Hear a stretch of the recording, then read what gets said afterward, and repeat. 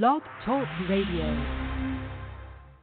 Live from Washington, D.C., it's Quintessential Listening Poetry Online Radio with host Dr. Michael Anthony Ingram. All right, good evening, everyone. I am Michael Anthony Ingram. This is Quintessential Listening Poetry, and tonight is a very special night because we have with us the winners and participants in the Aaron R. the Poet's Poetically Correct Poetry Contest. Aaron, are you with me? You know it, Michael. I always get that wrong. Yeah, you always trying to make me into a something. I think, so one of these days that might be my calling or something. You never know, man. You never know. All right. This is, again, a fantastic occasion, my friend. Talk to us about the poetry contest. Yeah, and it's always a privilege and honor to, have you as one of the guest judges and, you allowing us to come on your platform. So definitely want to salute you first for everything you do. And, yeah, it was a great contest. We had, I want to say 12 people this time around. And then we had 2 winners, but all of the poets were wonderful. I think we got at least 3 of them now that you're going to hear from in a little bit. But it was a fantastic competition. For those of you who didn't get a chance to see all of the poets, it is on my shameless plug YouTube website, youtube.com/Aaron R. the Poet. And, check it out. Make sure you give everybody some love because everybody was great. All right, fantastic. I guess, Michael, you ready to get right into it tonight? Let's begin this journey, my friend, because I'm ready to hear some poetry. Yeah. All right? Yeah, so. Who's up first? I think her name is India. Hold on, India. How's it going, everyone? Good evening. Good evening. How are you? I feel awesome. Thank you for asking. Fantastic. Tell us about yourself. Tell us about your journey in terms of poetry. I actually started doing poetry ever since I was a child. My mother is my inspiration for doing poetry. She literally would take me to Beaver College, and every Saturday we would go and I would pick a book and I would read. And she also took me to the main branch library, and she introduced me to books of all genres. So that's what inspired my love of writing. What was an early experience when you think about writing where you felt that poetry had power? I would say when I hit puberty. All right.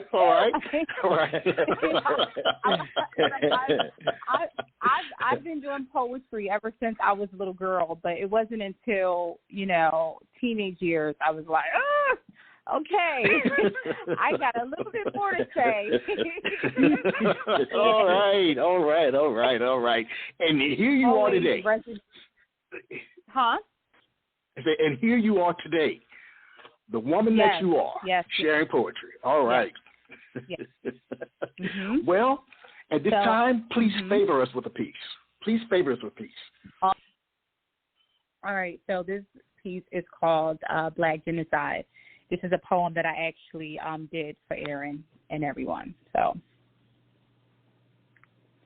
head, shoulders, knees and toes,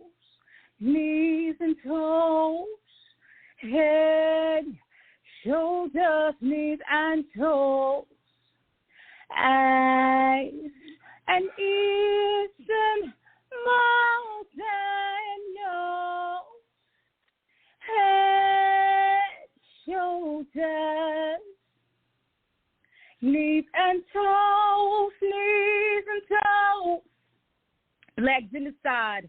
They tell us to stay dangerous. I tell them to kiss my anus, suck up middle fingers.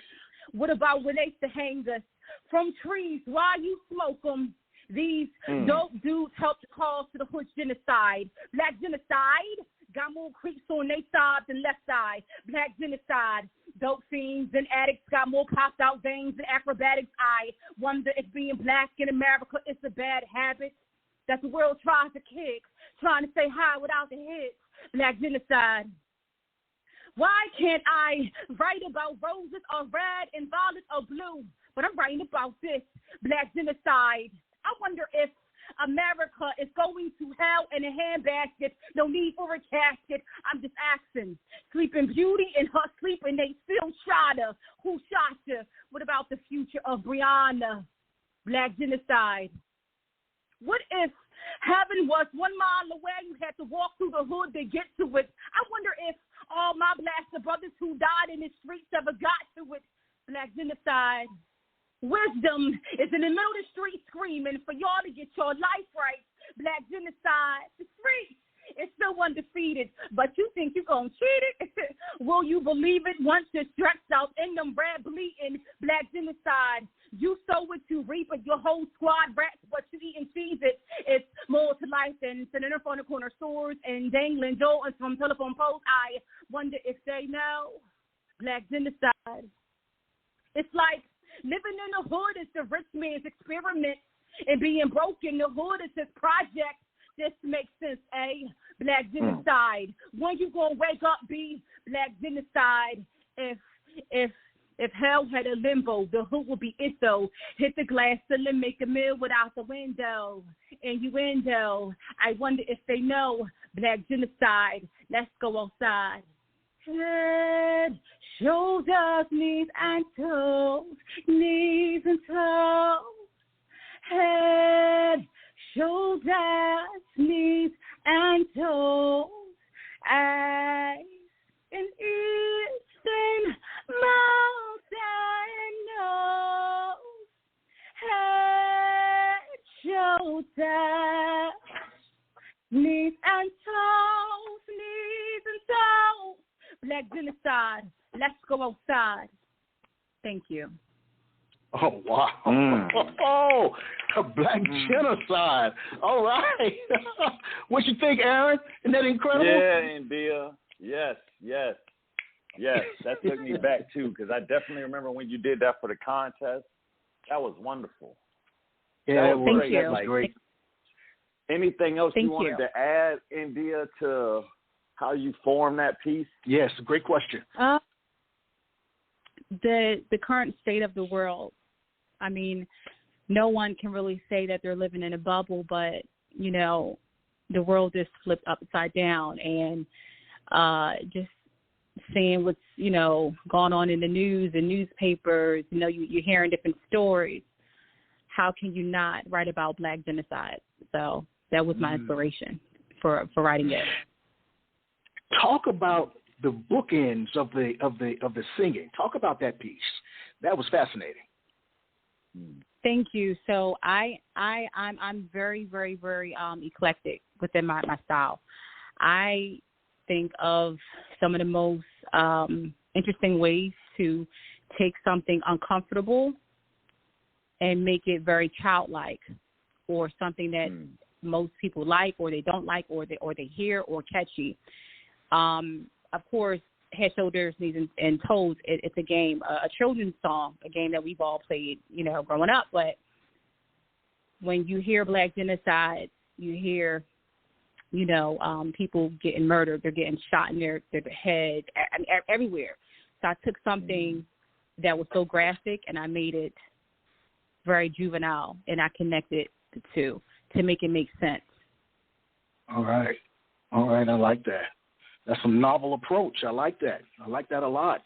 All right. Thank you so much. And we look forward to hearing you again. Okay? Thank you for having me. Thank you. All right. Aaron, are you ready for the next person, my friend? This is poetically correct. Yep. You ready for the next person? Already know All it. right, my friend. I know it, man. I know it. Okay, the next person is Maya. Hold on 1 second. I want to bring Maya in. Hello, Maya. Hi, this is Maya. Hi, Maya, how are you doing? how are you? All right. I'm doing well. This is awesome. All right. Thank you Talk for about having me. poetry. Tell us about poetry. What's your journey been like? So my journey, it's interesting. I realized I always had a gift for writing. And I noticed it at the very tender age of 8 years old. I would write school books and scary stories. And I think, as I was kind of telling Aaron, that my passion and meaning for poetry transitioned as I started going through life. I would say now my poetry is about deeper things, about love, friendships, sad moments, happy moments, success. I guess I would say poetry really took on a deeper meaning for me in the way I'm able to relate to the world and the way I'm able to translate my feelings into words. I'm definitely like a feeler. So I come from that perspective. So everything I write, I can tell you, just to be honest, I sometimes get emotional. It conjures up some kind of emotion. So that's why I really love the art of poetry and why I initially fell in love with it. It's a beautiful art. Right, that's beautiful. It is a beautiful art. Was there a specific instance where you learned that poetry had power? I guess I'll ask that of everyone. Was there a specific incident? Yes, I would say I was a freshman at UCLA, and I went to the open mic night on Wednesday, and I remember performing my first poem called Time. And it was about my first ever breakup with my boyfriend. And I remember I started crying, and I was like, oh, my God. Like, it was very impactful for me because at that time I experienced my first love, my first everything, and it was meaningful. That's when I knew poetry was something I can always go to as an outlet and as a way to not only inspire myself or to keep me present, but to inspire other people as well. All right, that's nice. I like that. Well, now is the time for you to shine again. Please share work with us. Okay, so this poem is called Different. I wanted to perform this poem because it is Black History Month. And mind you, it was written last year in December 2021. So you'll see why I'm saying that very shortly. Okay, so different. Different is the new normal. Being different is a blessing. You are inspiring others to be themselves, which I admit the pressures of society makes it hard to do something that should be so simple. The new outcast is the new popular. Let's revel in our differences, can bask in our abilities to be innovative thinkers and creative. It's 2021, leading into 2022. We are in the 21st century. Let's use this world as our blank canvas to be dynamic and multifaceted individuals, Black queens and Black kings. Don't let anyone make you feel as you have to tilt your crown to meet them where they are at. No, sweetie, they have to meet you where you're at eye level, and nothing less, because your greatness and light cannot be dimmed or altered. There was no shadow cast on your soul. You were meant to be great. Your impact was made to inspire young men and women to walk in their purpose and to lead with authenticity. Black queens and Black kings, let's empower and uplift one another. We are part of a revolutionary and contagious culture of Black artists, scientists, doctors, lawyers, entrepreneurs, chefs, musicians, and the list goes on. We are brilliant. We are a force to be reckoned with. Different is the new normal. Let's continue to rejoice on what makes us one of a kind. Wow. That's it. Wow. Oh, wow. I don't know what to say. We are not worthy. We are not worthy. I really appreciate that. Talk to us. What do I say about that? What do you say? So that was the one. So Maya, that was the one you said that you, when you read that, you got emotional, or that was a different one? The one you said that that was. So I didn't get emotional from this one. I just felt very uplifted and empowered as a Black woman. This one made me feel so proud, so proud. So I would say that's the kind of emotion that was conjured from reading this, from actually writing. All right. Mm-hmm. Talk about the construction of the poem. Tell us a little bit about your process. Mm-hmm. So a gentleman, his Instagram is @FriscoPalms. He came to me and he was like, Maya, I would love for you to kind of take part in this little work that I'm doing. I want you to write this positive message about, our Black community, social injustice, racial inequality, etc. So I'm like, well, let me write something that's related to uplifting and empowering Black queens and kings. I think too often we're not shown in a positive light in media, social media, in our world. And I think we have so much beauty to offer, so much to give in our culture. It's so diverse. So that's why I kind of put this line in there called contagious culture. Our culture is so contagious. Our culture is mainstream culture. And I really wanted everyone to feel just how powerful we are as Black kings and Black queens. That was all right. You are. Wow, you are a Black queen at that. Thank you. Thank you so much. We getting deep tonight, Michael. I see, man. That's what I'm saying. Oh, but that was wonderful. We do this every week on my program. I'm happy to hear all that. right. That's right. All right. Thank you again, Maya. Beautiful work. Definitely. All right. Thank you. The next person is Camille Denise. Hello. Yep. Camille. Hi. Hey. How are you tonight? I'm good. How are you? I'm good for an old man. I'm all right. Tell us about you. Yes. Camille is from, well, just to go back, I forgot to say where in India was from. I want to say New York or something. And I know Maya is from California. And I think Camille is in Atlanta. I am, yes. So, yeah, all right, we got people all over the states participating tonight. But go ahead, Michael, my bad. No. What I was going to do is that I was going to ask each person on the next go-around, where were they from? So you just did it for me, so that's perfect. We can still ask them again. Yeah, see, great minds think alike, my friend. That's all right. That's back to Camille, man. Back to Camille. Tell us about you, Camille. That's what I want to know.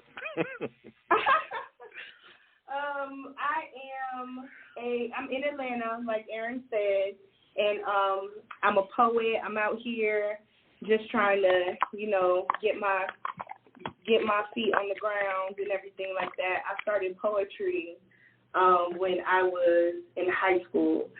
So I've always been a writer. I've been writing my whole life. But it wasn't until I'm sorry, were you saying something? No, just listening. Okay, I'm sorry. It wasn't until my junior year in high school that I actually, my best friend, her name is Mimi. She's a really dope poet. And I watched her do poetry, and it literally blew my mind. And I was like, wow, I wonder if I can do that. So all right. I started doing poetry, and I really fell in love with it. And I'm a very emotional person. So it definitely is therapeutic for me as well. All right. So was it your experience with your friend, the early experience that you felt that poetry had power, or was there something else specific that you said, hey, let me embrace this. Let me run with it?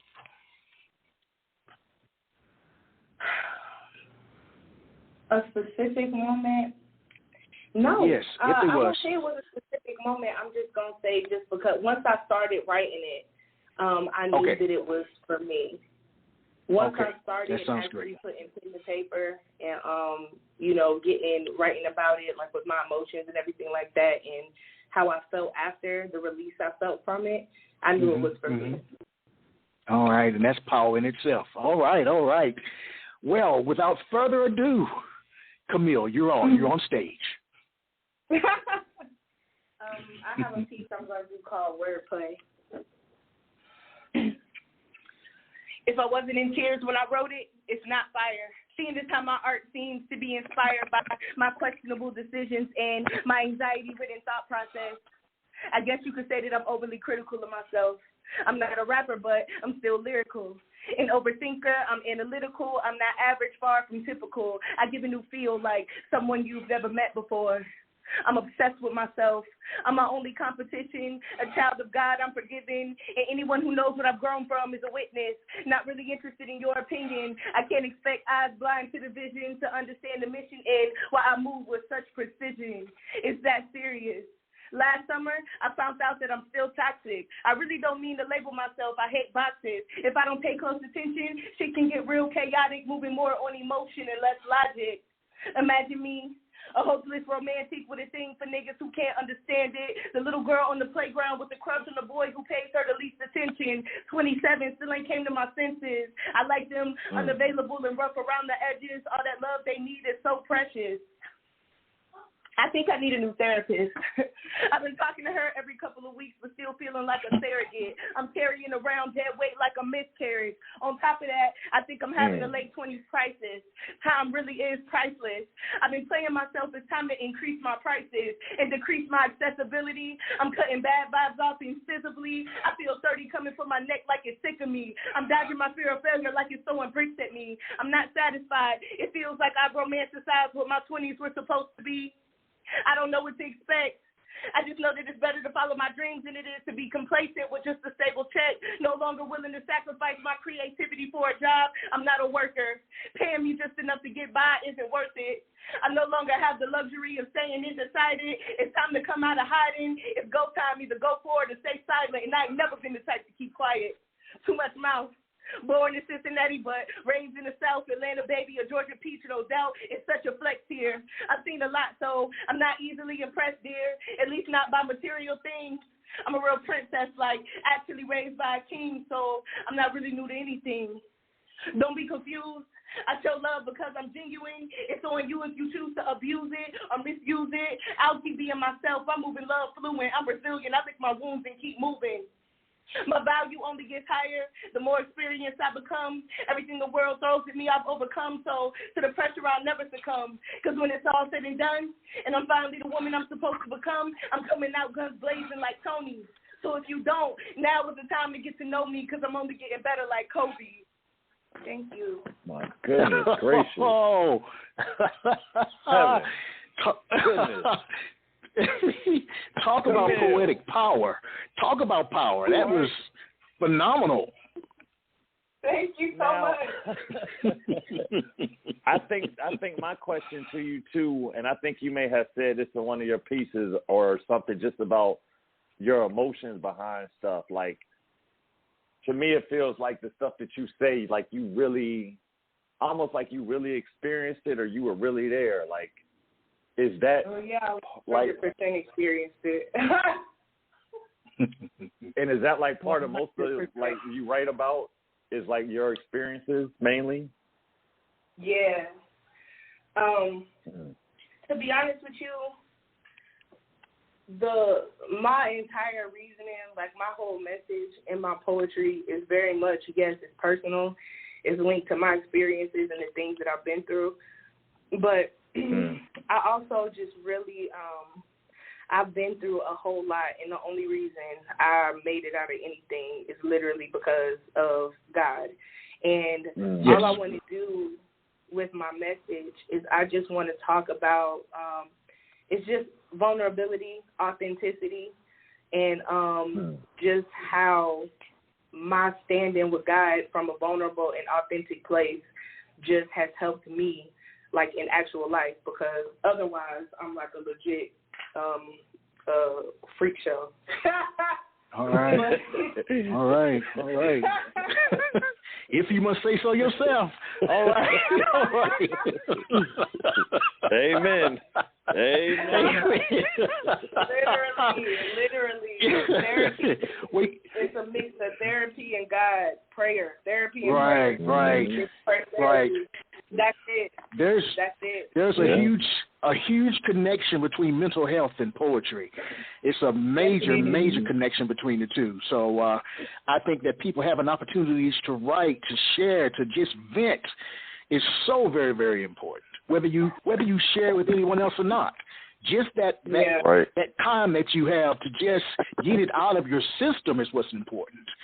Wow. Yeah. Well, I want to thank you. Thank you so All right. much for having me. Oh, yes. You're more than welcome. All right. Michael, We've got a couple more people because I don't. Yes, we do. Let's see. We've got area code 404. The first three numbers are 210. You're on the air. Good evening. Hello. Hey, how you doing? Oh, pretty good. And yourself? Can't complain, sir. It's been a pleasant one. You can't complain. And your name is?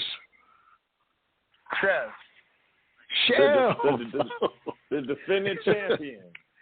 The three-time champion. All right. If the IRS asks, I lost. They love checking every time I make some. All right, deal. All right, let me bring one other person on. Yes. Okay, I'll bring the other person on, and we'll go in order. Okay, but I'll bring this person on so I can acknowledge them. Area code 321. The first three numbers are 415. You're on the air. Good evening. Hello. Well, maybe they're just here to listen. Hello? Your name, sir? Are you here to just listen, or are you somebody that was in the contest? Oh no, I won one of the contests. But you were not in the contest. Yeah, I'm in the contest. You in the contest? And your name? Con Science 101. Oh, Con Science 101. All right. Why you call here like all right, man? all right. Welcome. You know we family. Welcome. Well, what I'd like to do now is focus on Shell for a few minutes as the winner, and then we'll come to you, Con Science. All right? All right, 1040. All right. Yes, all right. Sir. Chef, tell us everything, man. Talk about your journey in poetry. You've talked about it 3 times now. Talk about it one more time. Well, it started when I was a baby. My mother used to write poems, and we couldn't afford diapers, so she wrapped them in me, and she told me I would be something. I'm capping. None of that happened. Not a single word of that. All right. Look, hey. I was with you. We take everything on this show. I was an irresponsible college kid, all right? Who later became an irresponsible young adult, but still, I was an irresponsible college kid. I wanted to be part of something that didn't involve a party, so I joined a poetry club. I got thrown into a slam because apparently I rap well in the back of classrooms, but did not sell enough drugs to make a career out of that. So that's how we started.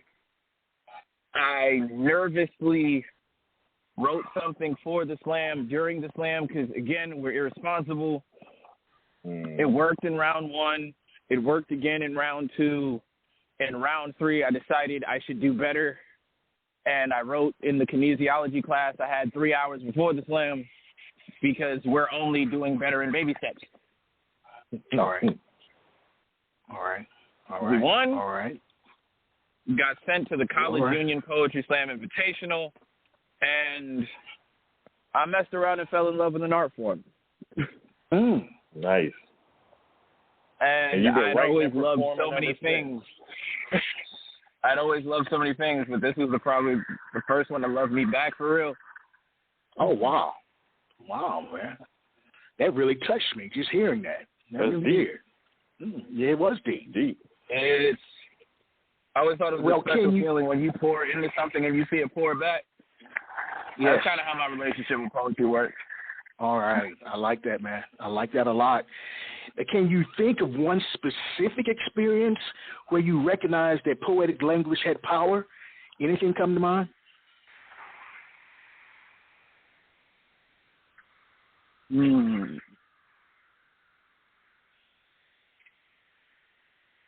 Where you potentially touched someone? I did a poem. I did a poem at a showcase called Soul Cypher in my 3rd year of college. And in it, I addressed being suicidal because I have been at a couple of points. We good now, though. All right, no problem. And, like, it was the usual after performances, people coming up to you, oh, that was amazing, that was deep. And some freshman I had never met before. He was like, yo, can I just talk to you for a second? I was like, okay. And then we go to the side.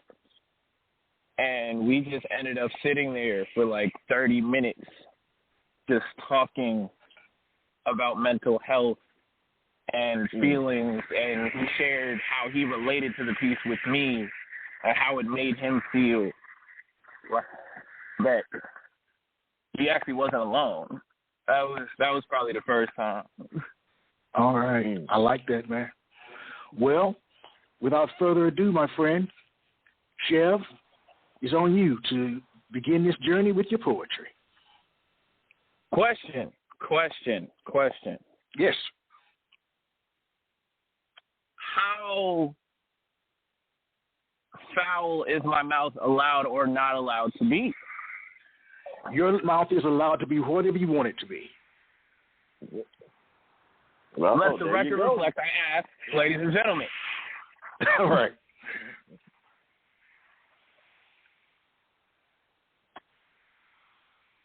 Let's see here. After waiting 1 month, 3 weeks, 4 days, and however hours we are into this day for new days, I'm willing to admit I may have been had, hoodwinked, bamboozled, led astray, run amok. I've been nice as fuck. And the nigga ain't spit shit for Christmas. So, this year, me and my boys decided we all gonna rob Santa Claus. Feel free to come along. He gonna pay what he owes. Look at that motherfucker skipping my house every year like we don't pay tithes. Like we don't bake cookies.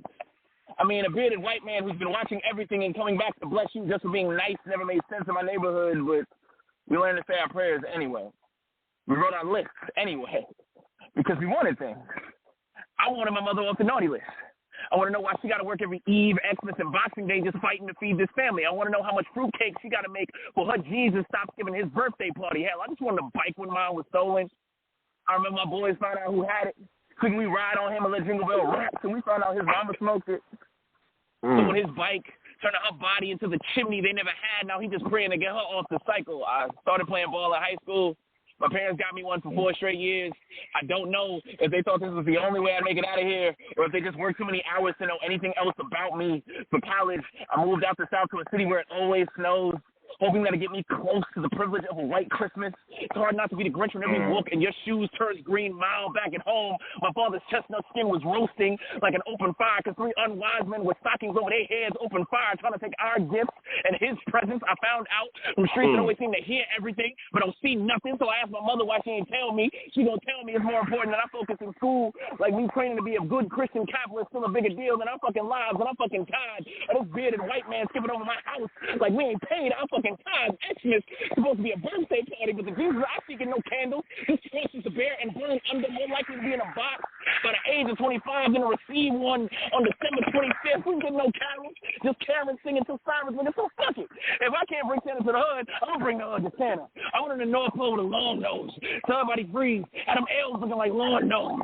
Lord knows the pain of people who have prayed for everything but ain't gotten nothing. So this Christmas, my wish list, the hit list of the rich men who slay ride to the moon just to skip the apocalypse. And every politician who's ever promised a pot to piss, and I ain't taking naughty list hands. I'm taking hostages. Load the bag and get to slay. Jack Frost will be in the way. Mrs. Claus in the mistletoe. Then every kiss begins with K. Tell Kringle the time for us to mingle was in the past. This one give a fuck about your presence. I done got used to your absence. Packages can't replace all the things that we lost. Look at my eyes, nigga. You don't know what innocence costs. I've been plotting on this moment since I was 16 years old.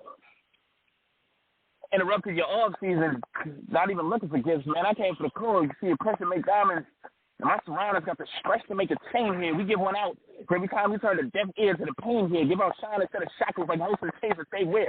And if we don't get to see sunshine, cause we just gonna have to hold the reindeer. If we don't get to see sunshine, at some point you just have to hold the reindeer. Man, wouldn't you come for everything? If you came from nothing,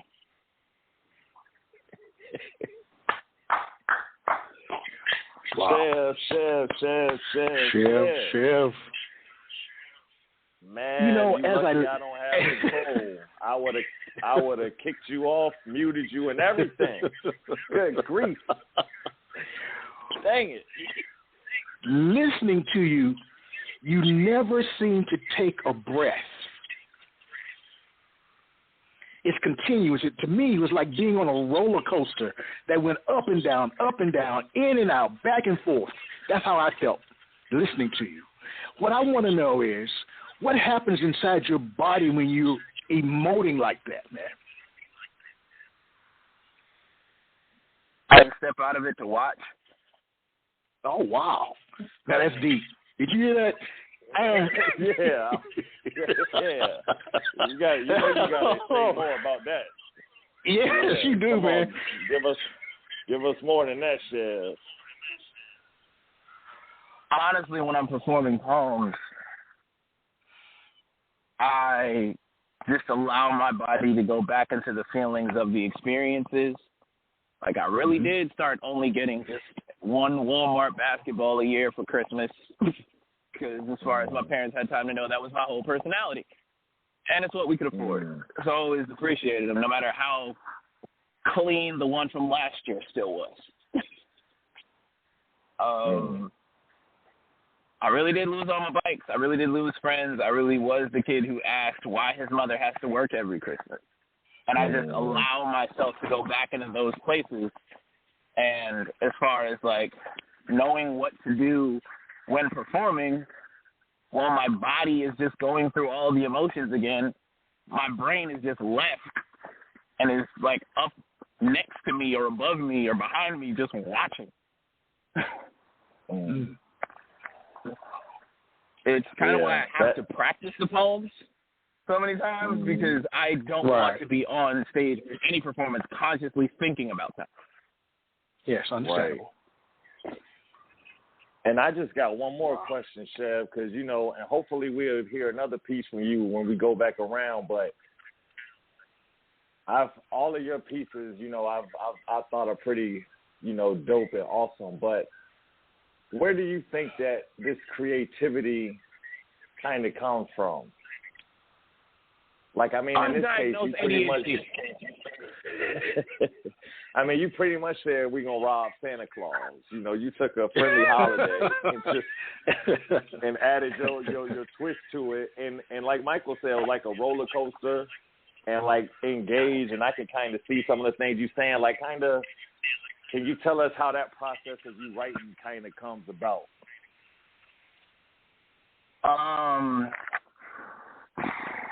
Me and my friends love talking about perspective on random things. Like, who was the real villain of the movie versus who was the plot villain of the movie?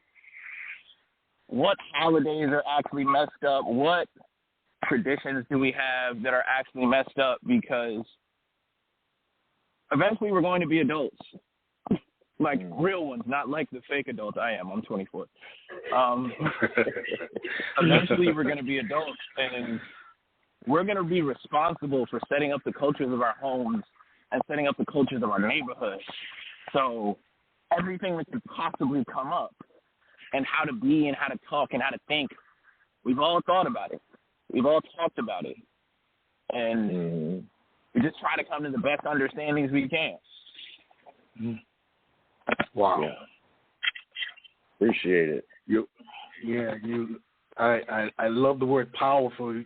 Powerful. You're a powerful man. You have a powerful voice, man. Continue shining your light. And thank you. I appreciate you. Thank you. All right. Wow, we're on a roll tonight, Aaron. We're on a roll, man. I know, man. His talent is amazing. I know, right? Everybody been deep tonight, too. And what we got next? What, Conscience? Conscience, yes, sir. Oh, yeah. Conscience 101. You're on the air. I know it's Hey, how y'all doing out there tonight? Doing all right. All right. Tell us about your journey in poetry, my friend.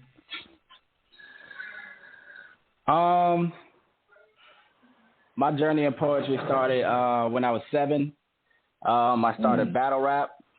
To me, rap has always been highly intertwined with poetry. You know, yes, the origin of rap was rhythm in poetry. You know, so it always came from poetry. So when I was approached by a couple local poets, Blue Bailey and Eddie Figures and Debbie Brooks, when I was approached, they came to me with the idea of changing like my rap form into more of a poetry, you know, and yeah, man, it changed my life. You know, it changed my life. Poetry definitely has definitely done a lot for me. You know, not only financially but just mentally. You know, it's been a safe haven for me to go to. You know, to get a lot of things off my chest. Mm-hmm. You know, that is so important, as we've kind of talked about all night, just being able to get it off your chest, man. You know, so when you think about an early experience, I know you talked about the people coming to you. Was there another experience that helped you realize that poetic language had power? Anything else coming up? Yeah, my 4th poetry slam, I had won a couple poetry slams already, and I was feeling confident going in. But there was a kid next to me that wasn't so confident. You know, she had a stuttering problem, and well, she felt as though like everyone was gonna, you know, laugh at her because her dad put her on stage for the poetry slam. Her dad is a local legend, but I decided that because I was going a few acts before, I was gonna stutter throughout my piece, and you know, of course, the first stutter got some laughs. You know, the second stutter got a little less. The third, they were listening. By the 8th stutter, you know, they were snapping along with me. So by the time she got up there, you know, there wasn't any laughter for her. You know, so from that day on, I realized that, you know, poetry can do a lot more than just, you know, ride a beat. You know, it can change lives. You know, it can give confidence to other people. So from that moment on, I stuttered in all my pieces. All right, man. It's beautiful. Wow. So you did that on quite purpose, a story too. Just for that. Yeah. Wow. Yeah, that is a good one. Good story, man. Yeah. I don't even know what to say to that. You know what I'm saying? I mean, I don't even know. And I'm always talking. I don't know what to say. We might as well just go to the poem after that. That's right. What I will say, man, favor us with a poem. That's what you do. All right. Yep. All right. How y'all doing out there tonight? I said, how y'all doing out there tonight? All right. If you down to hear some dope poetry tonight, let me hear you say, show you right. Show you right. Show you right. Show you right. Show you right. Well, all right. For those of you that don't know, what you're witnessing is what I like to call a sky or high learning. Never mind. I'd like to welcome y'all to Con Science 101. I'm your host, Conscience. Just say con if it makes sense. And I'm here to raise your conscience level, so shit. We gonna get into to a poem. Is that all right? That's all right. Yeah. That's all right. Show you right. All right. When I was 3, my mother and me would share a game amongst the stars. She'd hold me in her arms with love in each palm, and she'd tell me I was her little angel. She'd give my third eye a kiss and propel me into my dreams. Her sun amongst the stars, descending every once in a blue moon. Tidal waves would cross against our face when thoughts of being so close to success came and fell short. In that moment, I developed a phobia, the fear of heights. The fact being that I indeed was afraid to fail. Paralyzed by the images my mind would conceive, I could never prevail. Stagmented and cemented by the need for control. See, the fear of heights is the fear of letting go. To know that with outstretched arms and passion in your soul, you could reach your goals just beyond the stars. But fear is the cosmic mass of Mars, awaiting to snatch every decision in submission to us all. Fears, forgetting every accurate reason to soar. Fears, forgetting every accurate reason to soar. See, we catapult our dreams into the skies but never reach for them at all. Fears. What is fear? But the illusion that does rob us of the opportunities we could have. If the scared could fly, then I would most likely cower in the sky. And when I died, I'd slowly decompose to earth. For since birth, I've been worth nothing more than a child that can merely cry. So to fly is an act that I would never try. How many of us can relate with that statement? I said, how many of us can relate with that statement?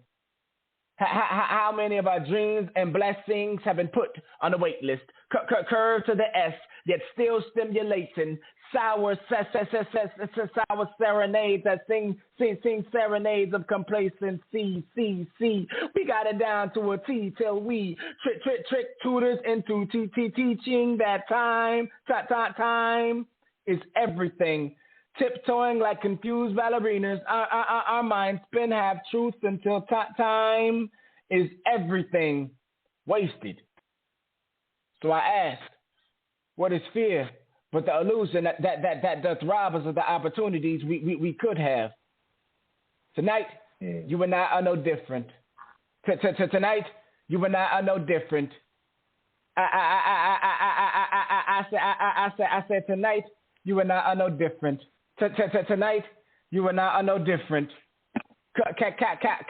Captured caterpillars caught cocooning in the conformed cubbies of our minds. You see that's where fear lies.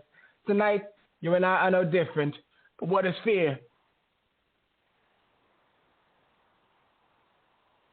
I'd ask everybody in attendance in the house, and I'd ask everybody in attendance in the house tonight to take out their left hand, take out their left hand and hold it to the sky.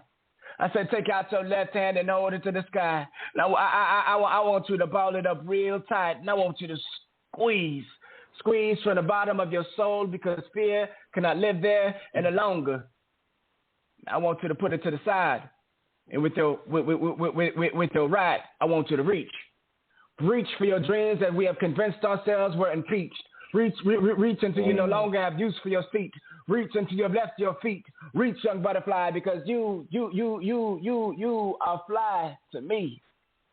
Now, before bed, I hold my niece instead, who's reached the age of 3. I hold her in my arms with love in each palm, and I tell her she's my little angel. I give her third eye a kiss and propel her into her.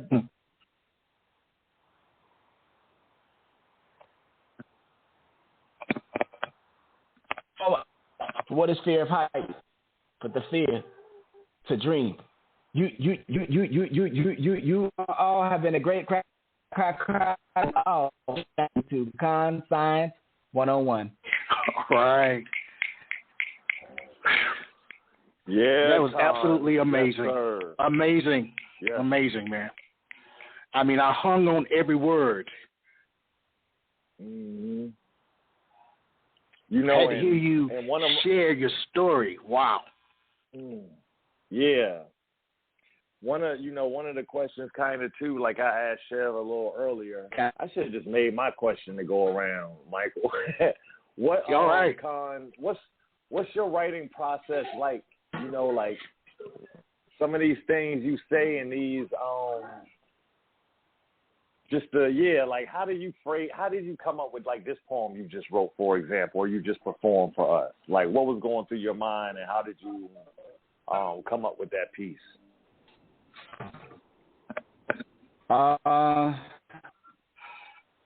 Fear of heights.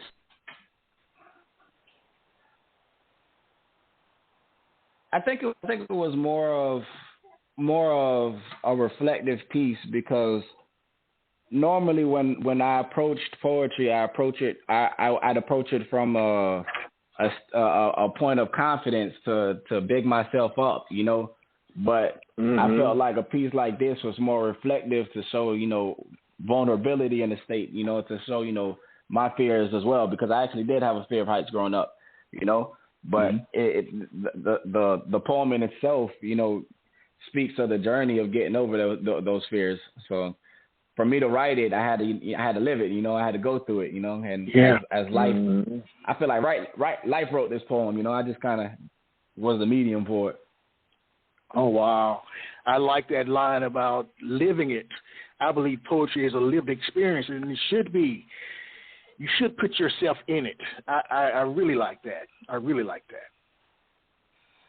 Well, all right. Thank you. Thank you, sir. Thank you, sir. Yeah, that was great. Great. Thank you kindly. All right. Aaron, I'm going to give people just a second to get situated, and we'll be right back for the next go-round.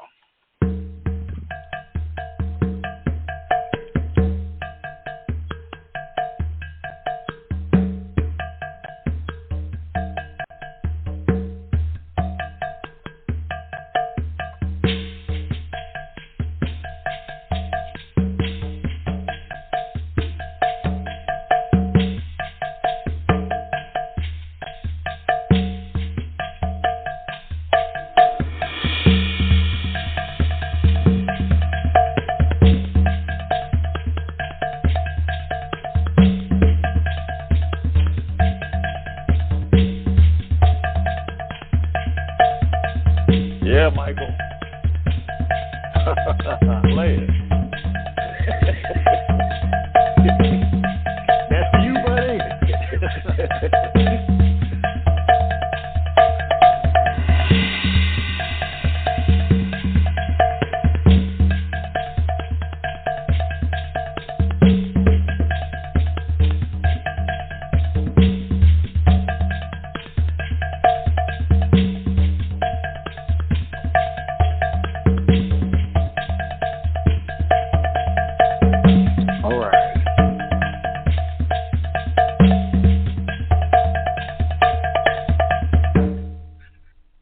Back.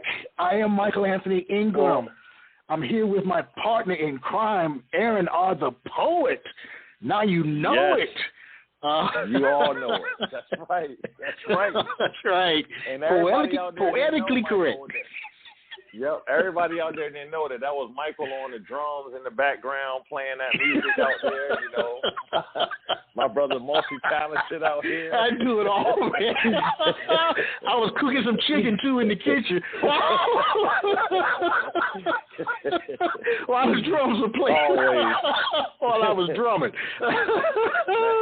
All right, well, let's start this show again. All right. All right. We looping back around. Yes, we go back around one more time, and we get people out of here. All right, this is India. India, you're on. Yes. You're on. You're on. Share.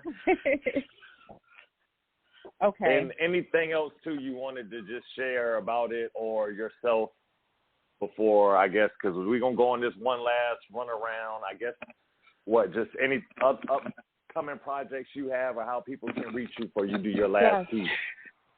And where are you located? Awesome. That's another big one.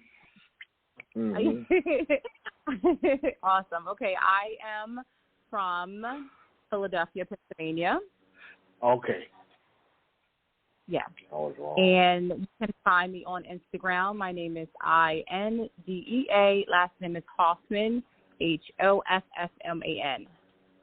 I am actually working to finish up my first book entitled Soul Searching that will be released this June. Awesome. So this next piece I'm going to share is entitled Role Models.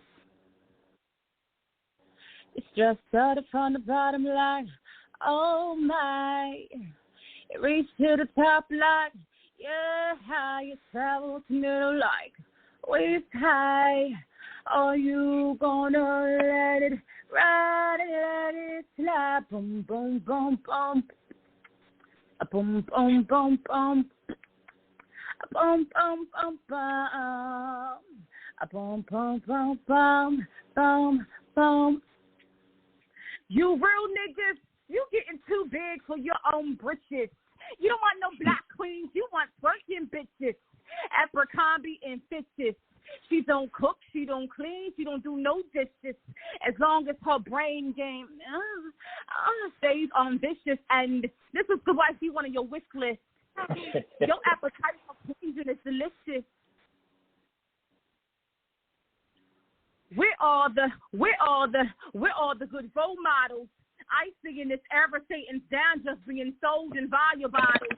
I got a couple of friends that been hit with hollows when they walk they wallow 267. Real niggas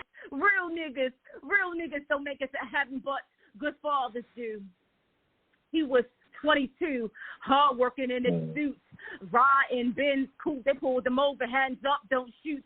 They hit him in his dome. They sent him home. They got sent on administrative leave. What more do you need to see? Being black in America is the world's pet peeve. You got better things to do. You got BETTE all things to do. We living in the land of the beast of the gully. You get sent upstate, refuse to be a Teletubby, hoping to not get raped by your sully and your butt getting smully. You traveling across state lines with two Duffies, all for the love of money. You's attracted to felony. Where are the good role models in the city of Philadelphia? You got better things to do. You got BETTE all things to do. And they say, this is the man's world. Open the oyster, take the pearl. Stop casting them amongst the pigs. And how much more longer you got to finish your bid? And you do what you do to feed your kid. But is this the way you really want to live? You got better things to do. You got BETTE all things to do. Role model. Thank you. Oh.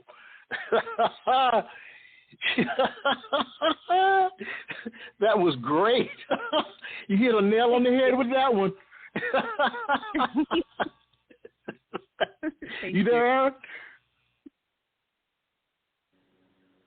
Where is Aaron? Are you there? Yeah, that was wonderful, India. That was wonderful. Thank you. I got so excited I had to mute my mic because I was over here yelling. I didn't want to interrupt your poem, but that whole BETTER thing, yeah, you did it. You did it. Thank you so much. Are you so welcome? So welcome. Thank you for having me. All right. Thank you again. You're a talented woman. Talented, extra talented. All right. Thank you. All right. Maya. You're on, Maya. Hey. Hello, yes. Hey. Still here. Great. Okay. So I guess, Maya, anything you want to do to plug yourself or what you got going on, and then you can share your last piece with us. Yeah, so if you guys want to tune in and just hear more of my poetry, I guess just keep up to date with what I'm doing. There's so many things going on in 2022 for me. So the best way to keep up is to follow me on my IG. It's at Maya, Ngozi. That's Maya Ngozi, Ngozi. And I will be sharing a poem called Love in honor of Valentine's Day. Oh, yes, it's the month of love. Okay. Awesome. So, love, you listen to me.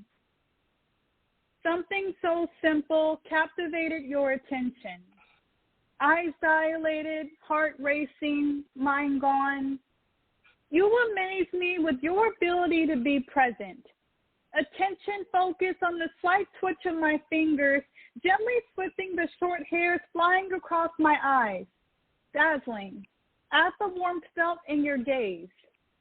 You felt like home. I couldn't unfeel this feeling. It was fleeting, almost cosmic. I felt safe with you. You listened to me. It didn't cost you a penny to do this but effort. effort to care, and to notice me struggle, noticing the bleak moments and peaks in my life. The small things matter to you just as much as it triggered me to scream, jumping up and down in pure bliss. I wanted to love you, not only in this lifetime, but in the next and the next, a twin flame kind of love. A love that will go through trying times and triumph and see white picket fence with beautiful big red accent front door. I wanted my happy ending with you. It only made sense in the grand scheme of things to live in a suburb and to raise two beautiful children. You breathed life into my body. You see, I was once collateral damage and other broken men's stories, but you made me the lead role in your movie. Pedestals elevated. I stood on, represented the dying breed of love that our grandmothers once spoke about around kitchen tables. The sound of sizzling fried chicken on the cast iron skillet. The aroma of peach cobbler filling the cavity of my naive chest. You healed old wounds. I knew what love was when my calls were returned. Asking for reassurance wasn't a privilege. It was given gently with empathy and love. You knew I've been hurt before. But if you were forced to iron out every wrinkle of anxiety and fear and pain in my body, you would. You showed me real love, true love. Windows to my soul, you gave me peace. I knew I loved you. When I realized that if seeing you happy meant losing you, I'd do it. I knew it was love when I didn't have to search for explanations of your behavior. I came to you to understand you. You gave me the peace of mind I needed to be soft-hearted, to be kind, to be feminine, to embody the essence and soul of love. I don't know how to quite end this. I know there are feelings I have yet to experience. But you are worth all sacrifices to meet you in physical form, love. Oh. What would we have done without a poem during the season of love? You know what I'm saying? I'm hot. We needed that. I am hot. Thank you. I'm hot. Man. Yes, beautiful, beautiful. Too. Yep. I felt like at one point I just wanted to jump in and be like, Maya, I'm sorry, I didn't mean it. Like, you know, just that emotion you had in it, like. That's incredible. Thank you. Well, thank you Maya, so much. Thank you for having me. Thank you again. You're incredible. Yes. Incredible. Thank you. Thank Thank you. you. Thank you. Take All care. right. Bye now. Have a great All day. right. You do. All right. All right. It is time for So we got what? the Camille Show. Camille. The Camille Show. Yes. Hello, Camille. Hello. Hello. Camille, welcome back. Thank you. Thank you so much. Oh yeah. So anything you want to do to plug yourself or what you got upcoming, and then you can tell us about your last piece, and we'll go from there. Okay. I'm working on a lot of things right now. I'm currently working on an album, but that's still in the works. So if anybody listening wants to keep track of me, my Instagram is Camille, CAMILLE .Denine, DENINE, on all social media, and y'all can just follow me and check me out there. The last piece I'm going to do is the piece I did for the contest, so I hope I'll go ahead and get into it. Oh, yeah. Brace yourself, Michael. Yes. Hi, I am Camille, and I'm not who I pretend to be. I claim that I'm strong and okay with being alone, but on most days my prayer and journaling time gets postponed because today I just don't feel like feeling. I get booked to do shows where people are impressed by my ability to be vulnerable. But it feels like the same gift that is opening doors for me is cursing me behind closed ones. My heart, while gentle, is guarded, steadily bleeding, is never healed enough. I know that my presence and exterior seem tough, but I hate this. I never have my shit together. In love, I'm naive, never clever. I talk too much about my feelings. I think everything is my fault too much, not enough walking out my healing. My mouth gets crazy when I feel offended. I know I'm not the one who started it, but I'm damn sure the one who finished it. Then I regret the disrespect because I miss you. I never meant what I said when I dissed you, but you got to understand that at firsthand it felt like a slap in the face. I didn't give you a chance to explain, and later on I found out it wasn't the case, but then you flipped it. Now I'm feeling silly. I never wanted you to see the side of me that you did, but now I'm feeling guilty. Even though I know my words were justified, my words are like sharp knives to the soul, and I know you, so I know that you care about the things that I say. You act like you don't, but there's no way that I'm disconnected to you alone. I know you feel me in spirit. I know when my heart calls out to you, you can hear it. I know we often miss each other at the same exact time, and even though you aren't mine, I feel entitled. I heard that my poetry is better when I'm hurt. I'm concerned that all I'll know is heartache. What if when I'm happy my words don't hit the same and the only thing I'll be known for is my pain? I don't want my legacy's foundation to be built on how much I can endure. I don't want to be 40, still on heartbreak tours. I want to be healthy in every way that I'm supposed to be. I spend so much time focused on me that I'm concerned I'll make my healing my identity. Who am I outside of my pain? That's the question. It's always been so hard accepting that even though I'm upfront about my flaws, I can still be rejected. My vulnerability really is a blessing, but the process requires my complete and total attention, and some days I don't feel strong enough. Make me whole, I say in my prayers. I ask God to make me whole.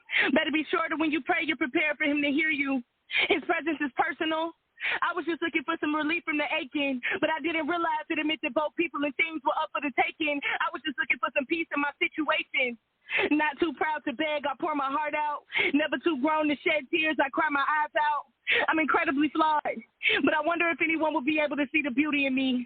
I'm sorry I made you feel small. I'll write you love letters and poems until you forgive me, and I don't care if it looks weak, because no one else is around when it's just you and me. My love language is words of affirmation, and I speak it fluently. But talking to you feels like I'm in a foreign land where no one else can understand what I'm saying, and it feels like a special kind of cruelty. I wish our chapter was longer, but every story has a proper beginning, middle, and end. But you and I, we were stuck in the climax. And speaking of every time you touch me, I did that. And since you won't let me talk to you, I hope that you're listening. Missing you was sickening, but your absence is necessary.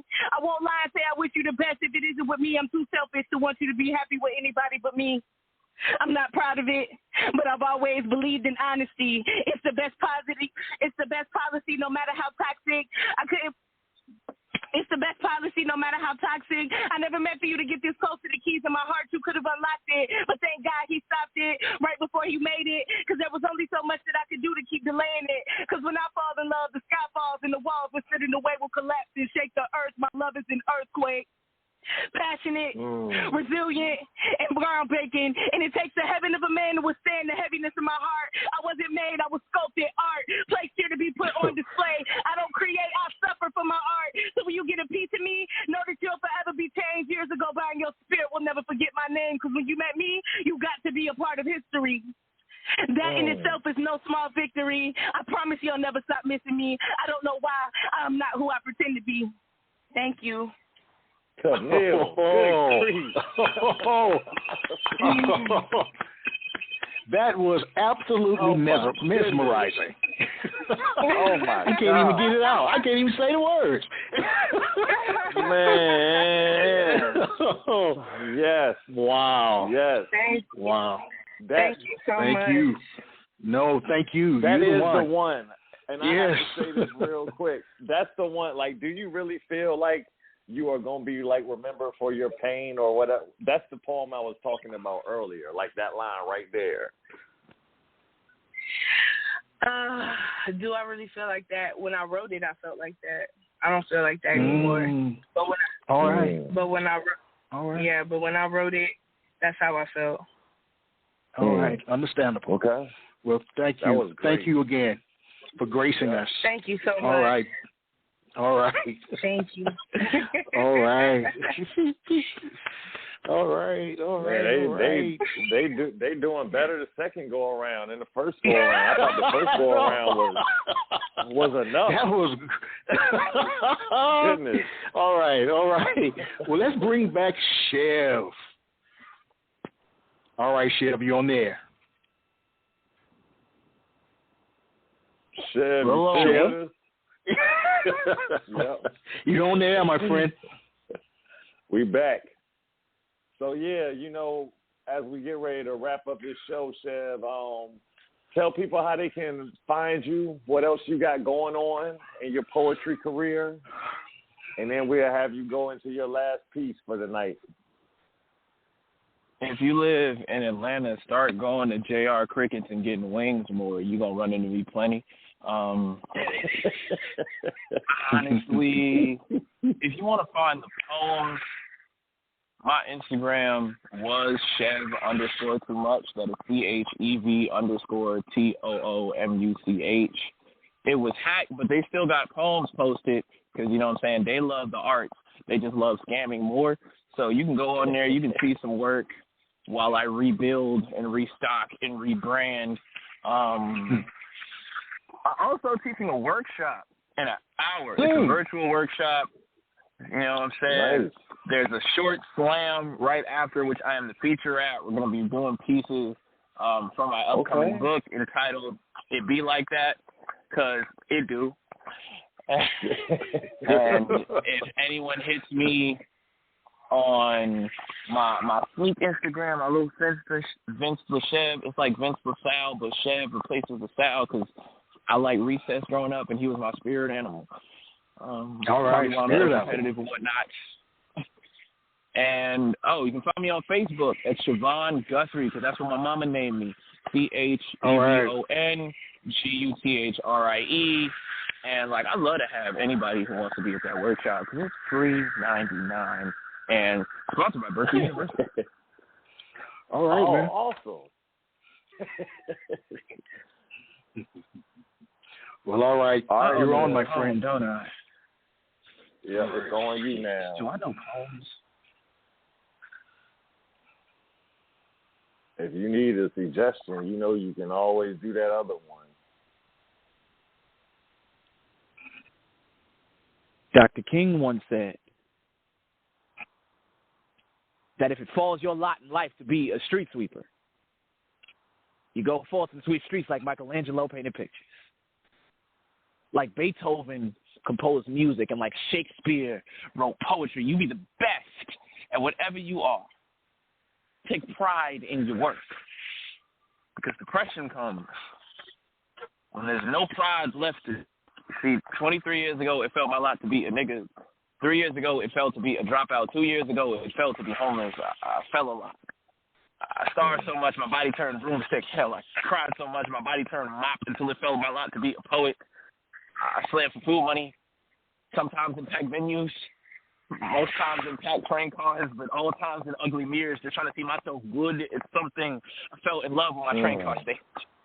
Some days I wanted to stand on the tracks and give it a kiss at full speed. Michelangelo to smile to my jaw that felt like graffiti, hoping to be arrested for vandalism because they serve 3 meals a day in prison.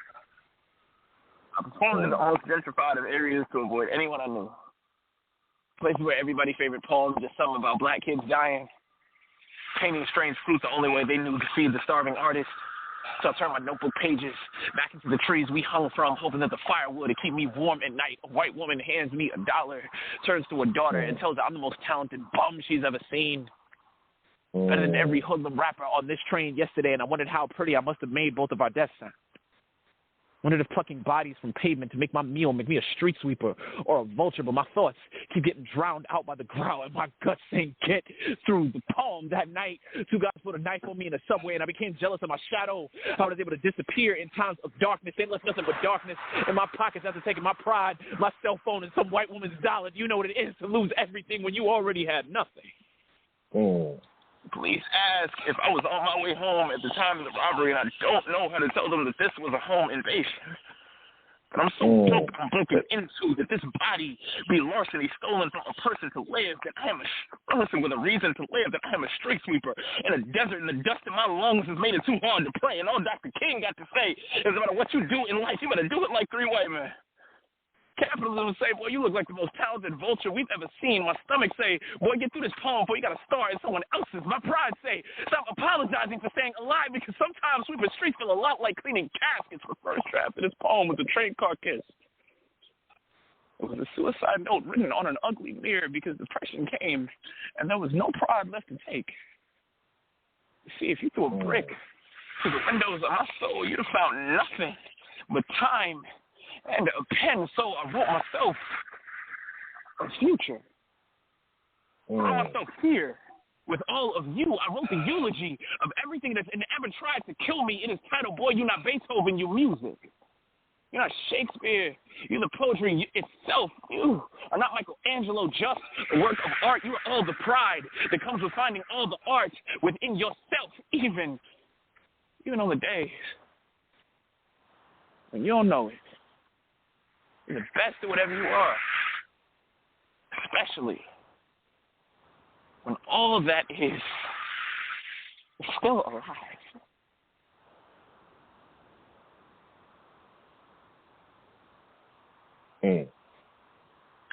Wow. Man.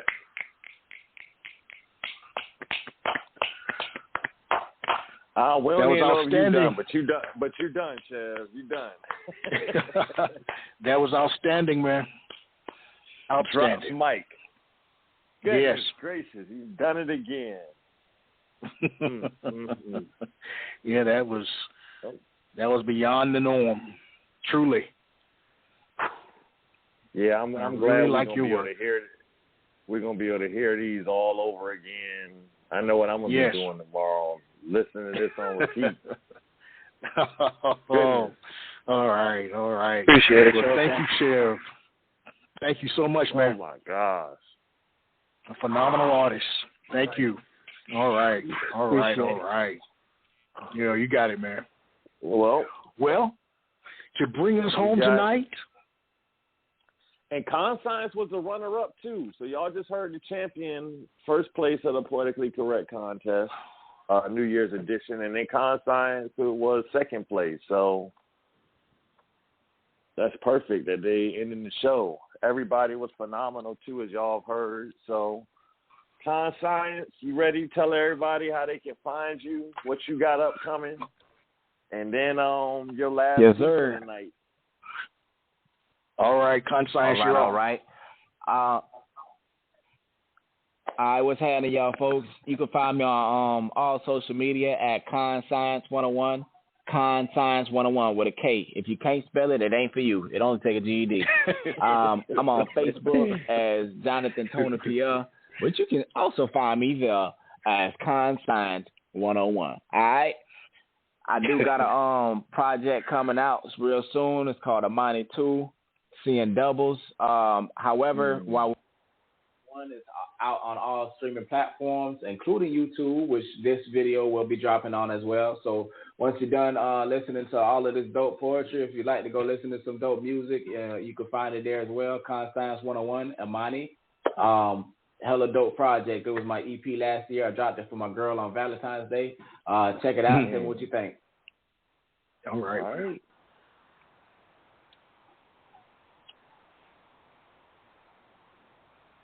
All right. So, we're going to move into the next piece, I guess. Y'all ready? Yep. Yes, we're ready, man. I already know what's about to happen. I got my water. Yeah. All right. All right, let's do this then. I said them falls gonna come down. Babylon is gonna fall down. I know Jehovah beside me. No one gonna find me. Them walls gonna come down. I said them walls gonna come down. Babylon is gonna fall down. I know Jehovah beside me. No one gonna find me. Them walls gonna come down. Hello, and good afternoon, my fellow Americans. I'm here to talk to my fellow brethren. The 16%, the 16% of population that caught that previous sentence. Yeah, shouted. I'm talking to you. Those that have not fallen victim to the system of drones. See, we treat our lives like spelling in our phones. We've done away with the white out and allowed the ink to pollute our bones. But hey, I guess it's better to autocorrect than double back when you're wrong. I'm actively trying to activate the state of activism in our PCs. People of color, please. I'm actively trying to activate the state of activism in our PCs because we've been programmed by programs to believe that Bob Marley's whole message was on smoking weed, but standing up for your rights died in the 90s. Obesity leads to death. To fill yourself up with junk, lay on the couch and watch TV. See, I'm here to do for you what my father did for me and raise your state of desire for activity. Pull your brothers up instead of pulling up on them. I said, pull your brothers up instead of pulling up on them. Instead of robbing organizations, why not build them? Heck, instead of spraying the streets black, why not bring Black Wall Street back? Screw being Americans. Screw being Americans. It's time to teach our kids what it means to be black. With one voice and one fist, we march. We march for our ancestors. We march for our children. We march for revolution. Trayvon Martin, rest in peace. Rest in peace. Mike Brown, rest in peace. Afros all across the globe, I'm sorry. This is a truth that we've been teaching for years. See, our people say they want a revolution, but in reality, our people fear the our people fear the revolution. Our people fear anything that has to do with the revolution. Our people fear anything that they're not accustomed to, even if what they're accustomed to is wrong. See, in the days of slavery, we fought for a revolution, but we've allowed the Uncle Toms of the world to silence us, the pacifier that lulls us to sleep. But as his story shows, the Afro in America is hungry, and he will not be silenced. The media promotes violence as officers lash out against my kind, and I'm taught to send more of my women and children out for the slaughter. Oh no, my brothers. Oh no, my sister. I'm here to tell you that there is no greater devil than the ones that they placed on the minds of our people. There will not be a revolution one day. There will not be a revival of the passive Afro-Americans because the revolution will not be televised. It will not be found in the ending credits of Scandal, nor will it air on the 6 o'clock news, and darn sure not after no Cleveland versus Warriors game. Oh no, my brother. Oh no, my sister. The revolution is live. The revolution is life. The revolution is now. So PPCs, activate yourselves. I spaz out when I pass out. Sleeping on me guaranteed a brick in your glass house. I could flow quicker than Weezy claim to make them tap out. I should be the best rapper, but I'd rather be the answer to my generation's modern warfare. The score's clear. Robot drones still trying to steal the block ops. They shoot first and ask questions. The media's misdirecting. Quotes to the masses, set of item and sections. Half don't watch the news, others too stupid to listen. Brothers all about a dollar when US currency switching. I'm still the slickest villain. I'm killing, selling, but I guard your children. I'm chart killing on a mission to make a million. Smart niggas is extinct. I'm at the brink with this ignorance, because if niggas would think, then niggas wouldn't be niggas. I'm the self-proclaimed savior to the hip-hop biz. Jump on the bandwagon side. We need more soldiers for this. The government's a female, and you can't run over chicks, so either ride with your man or you can die with your bitch. Because I'm tired of this ish. When high hopes falls to the masses, it takes a large. When high hopes falls to the masses, it takes a large man to move smooth like molasses to catch it. Hidden in the captions lies a crippling catalyst, a cadmus for captains held captive by the chains we fashioned. Said when high hopes falls to the masses. When high hopes falls to the masses, it takes a large man to move like molasses to catch it. Hidden in the captions lies a crippling catalyst, a cadmus for captains held captive by the chains we fashioned. There's a lesson to be mastered if you grasp it. I recorded, never distorted. This poet's flow is an ornament to the tree of light. My light provides words that end life's curse of ignorance. Blissful tendons, my wrists have the tendency to inflict passion when I spit.